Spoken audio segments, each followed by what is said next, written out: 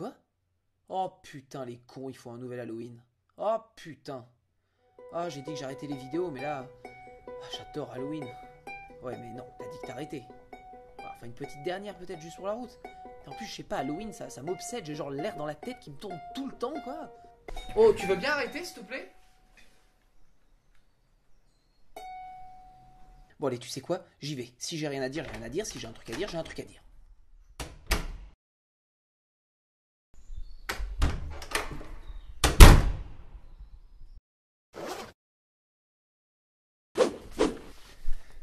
Amis du jour, bonjour.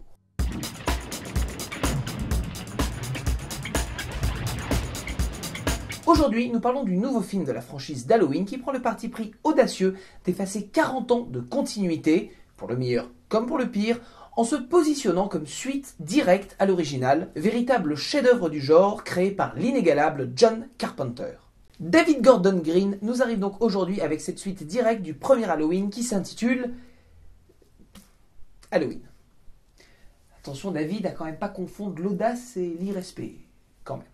Cet Halloween, retour aux sources, on va dire, reprend le parti pris de l'étonnamment sympathique Halloween 20 ans après, qui consiste à retrouver Laurie Strode, seule survivante du premier film, alors que Michael Myers refait surface. Seulement, là où 20 ans après présentait une Laurie ayant refait sa vie, sans oublier ses bagages psychologiques, celle de 40 ans après ne semble jamais s'être véritablement remise de son traumatisme.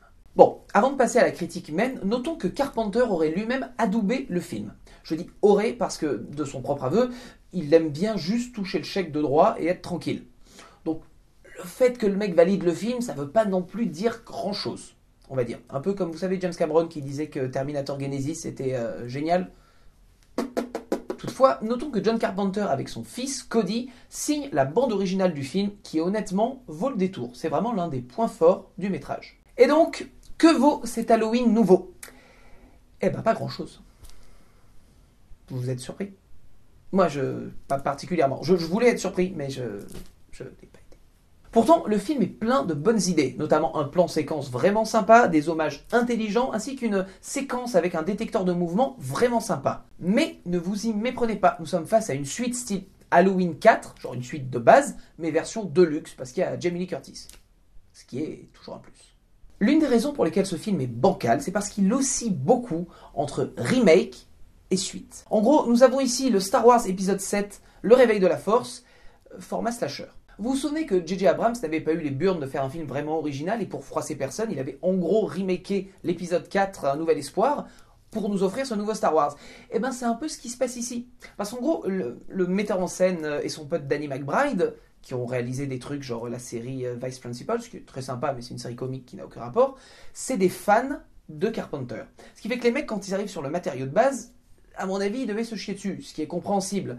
Mais le problème, du coup, c'est qu'ils veulent froisser personne. Du coup, ils reprennent des trucs du film originel, et ils se posent là en mode, après, on n'a rien de spécial à proposer, on n'a rien d'original à proposer. Pire, le seul truc qui sort un peu de l'ordinaire, c'est de la merde. Ils ont fait un truc qui sort vraiment du lot, et pendant quelques instants, ça tire un petit peu le film vers le fond.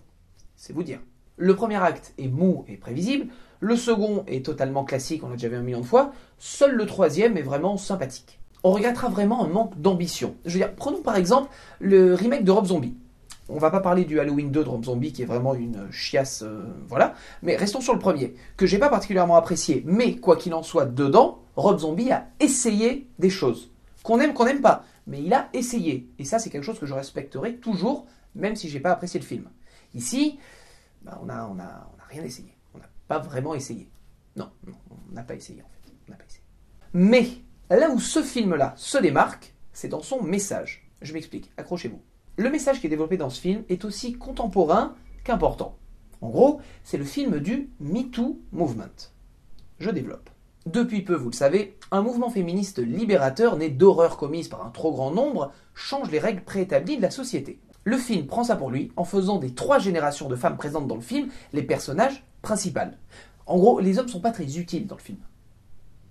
Les hommes survivent pas beaucoup à ce film, en fait. L'idée développée ici, c'est non pas d'avoir une seule Final Girls, dont Jamie Lee Curtis est la marraine, parce que c'est l'une des premières, mais d'en avoir 3. 3 générations de femmes, dont Jamie Lee Curtis, son personnage Laurie Strode, est la matriarche. Il y a sa fille et sa petite-fille. Aucune d'entre elles ne s'en laisse découdre. Chacune a une position particulière dans le film, et quand elles sont regroupées, chacune lutte pour sa survie. La survie face à quoi ? Face à Michael Myers. Michael Myers, vous le savez, c'est le croque-mitaine, c'est le boogeyman, comme on dit en anglais. Et en fait, ce qu'on a ici avec Michael Myers, c'est une vision actualisée de la figure qu'il représente. Son visage blanc, fantomatique, inexpressif, sa démarche monocorde, son quasi-don d'ubiguïté en font la figure du mal par essence. Même si, certes, d'autres peuvent vouloir revendiquer ce titre. Mais passons. Ici, le Michael Myers version 2018 représente la menace telle qu'on la connaît dans notre société contemporaine. Celle que beaucoup de femmes et d'hommes ont dû affronter dans notre société. Seulement voilà, au bout du compte, la volonté de faire passer un message aussi intelligente soit-elle, ça ne peut pas sauver un film. Nous nous retrouvons donc avec quelque chose de déjà vu, de prévisible, de bancal, là où nous étions en droit d'espérer quelque chose avec un peu plus d'audace pour réveiller un genre moribond. Plus que jamais, cet Halloween de 2018 ne sert qu'à mettre en valeur la qualité de son aïeul sans jamais lui arriver à la cheville. 40 ans après, le premier Halloween reste toujours un excellent film, la preuve, on en parle encore aujourd'hui, mais je doute qu'on dise la même chose de cet Halloween-là dans 40 ans. Verdict.